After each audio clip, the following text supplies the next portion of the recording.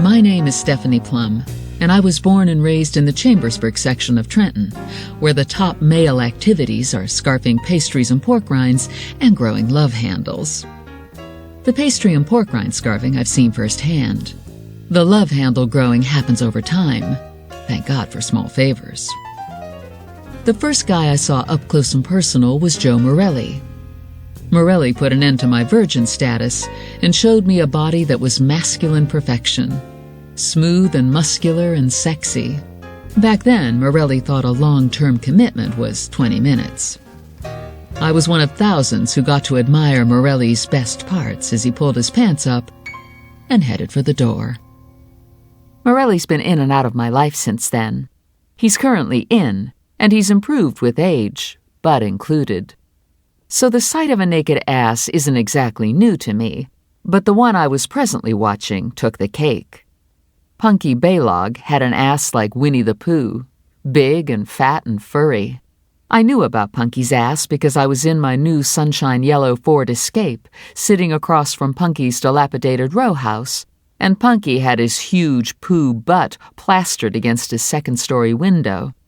My sometimes partner Lula was riding shotgun for me, and Lula and I were staring up at the butt in open-mouthed horror.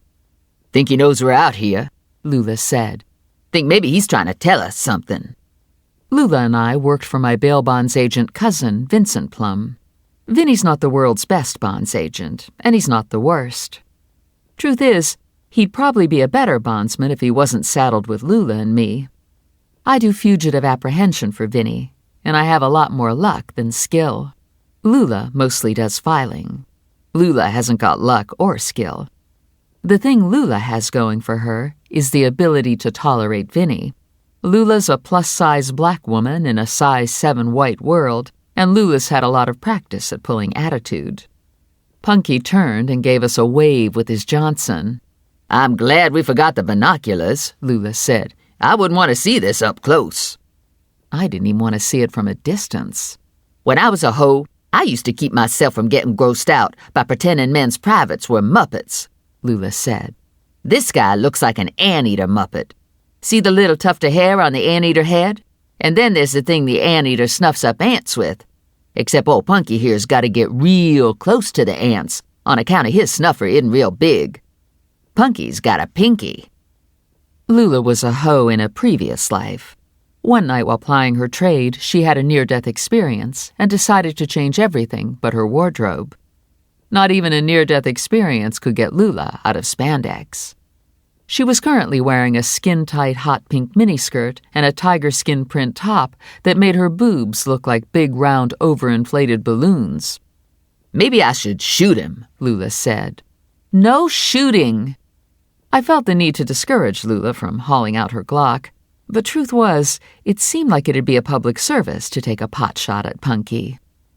"How bad do we want this guy?" Lula asked. "If I don't bring him in, I don't get paid. If I don't get paid, I don't have rent money. If I don't have rent money, I get kicked out of my apartment and have to move in with my parents." "So we want him real bad." "Real bad."